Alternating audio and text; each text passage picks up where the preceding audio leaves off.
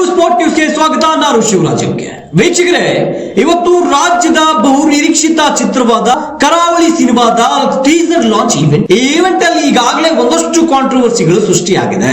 ಹಾಗಾದ್ರೆ ಪ್ರಜ್ವಲ್ ದೇವರಾಜ್ ಮತ್ತೆ ರಾಜ್ಬಿ ಶೆಟ್ಟಿ ಅವರ ನಡುವೆ ಒಂದಷ್ಟು ಕಾಂಟ್ರವರ್ಸಿಗಳು ಇತ್ತ?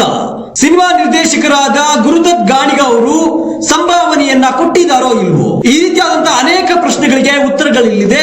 ವಿಡಿಯೋವನ್ನ ಕಂಪ್ಲೀಟ್ ಆಗಿ ನೋಡಿ. ವೀಕ್ಷಕರೇ, ಇವತ್ತು ಪ್ರಜ್ವಲ್ ದೇವರಾಜ್ ಮತ್ತೆ ರಾಜ್ಬಿ ಶೆಟ್ಟಿ ಅವರ ನಟನೆಯ ಕರಾವಳಿ ಸಿನಿಮಾದ ಟೀಸರ್ ಲಾಂಚ್ ಗಾಂಧಿನಗರದ ಕಪಾಲಿ ಥಿಯೇಟರ್ ಅಲ್ಲಿ ಇತ್ತು. ಈ ಒಂದು ಕಾರ್ಯಕ್ರಮದಲ್ಲಿ ಪ್ರಜ್ವಲ್ ದೇವರಾಜ್ ಅವರ ಒಂದಷ್ಟು ಅಭಿಮಾನಿಗಳು ಬಂದು ಗಲಾಟೆಯನ್ನ ಮಾಡಿದ್ದಾರೆ. ಆ ಗಲಾಟೆಯಲ್ಲಿ ಒಂದಷ್ಟು ವಿಷಯಗಳಿಗೆ ಸ್ಪಷ್ಟನೆ ಸಿಗಬೇಕಿತ್ತು, ಆದ್ರೆ ಆ ಸ್ಪಷ್ಟನೆಯನ್ನ ಗೊಂದಲದಲ್ಲೇ ಇಟ್ಬಿಟ್ರು. ಒಂದು ರೀತಿಯಾಗಿ ಗುರುದತ್ ಗಾಣಿಗ ಅವರು ನಿರ್ದೇಶಕರು. ಈ ಒಂದು ಕಾರ್ಯಕ್ರಮದಲ್ಲಿ ರಾಜ್ಬಿ ಶೆಟ್ಟಿ ನಿರ್ದೇಶಕರು, ಗುರುದತ್ ಗಾಣಿಗ ಅವರು ಮತ್ತಿತರ ಅನೇಕ ಕೋ ಆಕ್ಟರ್ಸ್ ಕೂಡ ಬಂದು ಈ ಒಂದು ಚಿತ್ರದ ಇವೆಂಟ್ ಅನ್ನ ಟೀಸರ್ ಲಾಂಚ್ ಅನ್ನ ಮಾಡ್ತಾ ಇದ್ರು.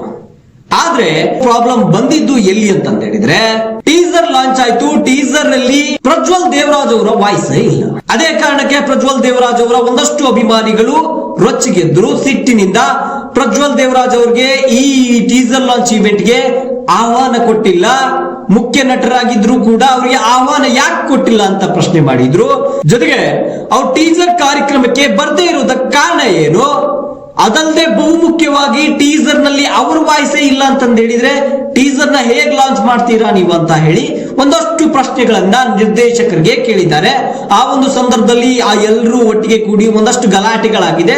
ಈಗ ಅದೊಂದು ಕಾಂಟ್ರವರ್ಸಿ ರೂಪವನ್ನ ಪಡೆದುಕೊಂಡು ಬಿಟ್ಟಿದೆ. ಈಗ ಈ ವಿಚಾರವಾಗಿ ಎಲ್ಲರ ಕಣ್ಣು ಕೂಡ ಪ್ರಜ್ವಲ್ ದೇವರಾಜ್ ಅವರ ಮೇಲೆ ಹೋಗ್ತಾ ಇದೆ. ಏನ್ ವಿಚಾರ, ಏನು ಇದಕ್ಕೆ ಹೇಳೋದಕ್ಕೆ ಇಷ್ಟಪಡ್ತೀರಾ ಅಂತಂದೇಳಿ ಪ್ರಜ್ವಲ್ ದೇವರಾಜ್ ಅವರನ್ನ ನಮ್ಮ ಮಾಧ್ಯಮದವರು ಒಂದಷ್ಟು ರೀತಿಯಲ್ಲಿ ಕೇಳಿದ್ದಾರೆ. ಕೇಳಿದಾಗ ಅವರು ಕೊಟ್ಟಂತ ಸ್ಪಷ್ಟನೆಗಳು ಹೇಗಿದೆ ಅಂತಂದ ಹೇಳಿದ್ರೆ, ನನಗೆ ಬರಬೇಕಾದಂತ ಸಂಭಾವನೆಗಳು ನನಗೆ ಬರಲಿಲ್ಲ, ಹಾಗಾಗಿ ನಾನು ಆ ಒಂದು ಈವೆಂಟ್ ಗೆ ಬರಲಿಲ್ಲ, ಜೊತೆಗೆ ವಾಯ್ಸ್ ಡಬ್ಬಿಂಗ್ ಅನ್ನು ಕೂಡ ಮಾಡಿಕೊಟ್ಟಿಲ್ಲ ಅಂತಂದ ಹೇಳಿದ್ರು. ಇದರ ನಡುವೆ ಏನು ನಿರ್ದೇಶಕರು ನಮ್ಮ ಜೊತೆ ಕೂತ್ಕೊಂಡು ಮಾತನಾಡಿದ್ರೆ ಬಹುಶಃ ಪ್ರಾಬ್ಲಮ್ ಸಾಲ್ವ್ ಆಗ್ತಿತ್ತು. ಆದ್ರೆ ಅವರು ಕಡಾಖಂಡಿತವಾಗಿ ಖಡಕ್ ಆಗಿ ಹೇಳ್ಬಿಟ್ರು, ಸಂಭಾವನೆಯನ್ನ ನಾನು ಇಷ್ಟೇ ಕೊಡೋದು ಅಂತ, ಹಾಗಾಗಿ ನಾನು ಟೀಸರ್ ಬರಲಿಲ್ಲ ಅಂತಂದ ಹೇಳಿ ಸ್ಪಷ್ಟನೆಯನ್ನ ಕೊಟ್ಟಿದ್ದಾರೆ. ಇವರ ಪ್ರಕಾರ ನೋಡೋದಾಯ್ತು ಅಂತಂದ ಹೇಳಿದ್ರೆ ಅವರಿಗೆ ಸಂಭಾವನೆ ಬಂದಿಲ್ಲ, ಅವರು ಹಾಗಾಗಿ ಕಾರ್ಯಕ್ರಮಕ್ಕೆ ಬಂದಿಲ್ಲ. ಇನ್ನೊಂದ್ ಕಡೆ ಕೇಳಿ ಬರ್ತಾ ಇದೆ ಒಂದಷ್ಟು ವಿಚಾರಗಳೇನಂತಂದ ಹೇಳಿದ್ರೆ, ಈ ಒಂದು ಸಿನಿಮಾಗೆ ಪ್ರಜ್ವಲ್ ದೇವರಾಜ್ ಅವ್ರನ್ನ ಬಿಟ್ಟು ಬೇರೆಯವರ ವಾಯ್ಸ್ ಅನ್ನು ಡಬ್ಬಿಂಗ್ ಮಾಡಿಸ್ತೀವಿ ಅಂತ. ಹಾಗಾಗಿ ಈಗ ಎಲ್ಲಾ ಅಭಿಮಾನಿಗಳು ಈಗ ರೊಚ್ಚಿಗೆದ್ದು ಅಲ್ಲಿ ಒಂದಷ್ಟು ಗಲಾಟೆಗಳಾಗ್ತಾ ಇದೆ.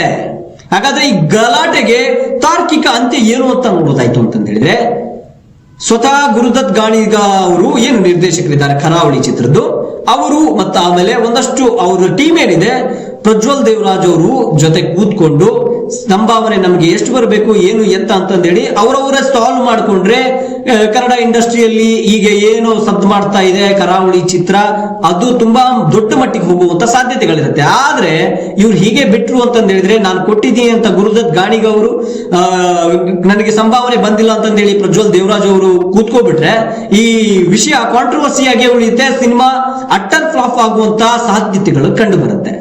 ಹಾಗಾಗಿ ಎಲ್ಲರೂ ಒಂದ್ ಕಡೆ ಕೂಡ್ಕೊಂಡು ಮೀಟಿಂಗ್ ಅನ್ನ ಮಾಡಿ ಅದಕ್ಕೊಂದು ತಾರ್ಕಿಕವಂತ ಅಂತ್ಯವನ್ನ ಹಾಡಿದ್ರೆ ಚಿತ್ರಗೊಂದು ಗೆಲ್ಲುತ್ತೆ, ಅದಕ್ಕೊಂದು ಹೆಸರು ಚೆನ್ನಾಗಿರುತ್ತೆ ಅನ್ನುವಂತ ಅಭಿಪ್ರಾಯ ನಮ್ದು. ಇನ್ನು ಇದೇ ನಿರಂತರ ಸುದ್ದಿಗಾಗಿ ನೋಡ್ತಾ ಇರಿ ಅರಿವು ಸ್ಪಾಟ್ ನ್ಯೂಸ್.